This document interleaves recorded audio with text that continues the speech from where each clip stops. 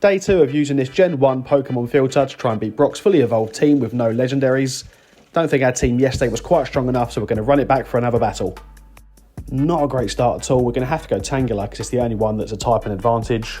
Ideally want to go Water here because Tangela gets wrecked by Ninetales. Nothing at all there either. We're going to have to go Fearow, even though I think there's no typing advantage there. And oh my god, this is not a great pick at all. Electabuzz pointless. Golem purely for the defence. Okay, we'll skip the Mew because no legendaries allowed. Vileplume's looking nice though. Yep, looks like we're taking the Vileplume again. Good against the team, but gets wrecked by Ninetales.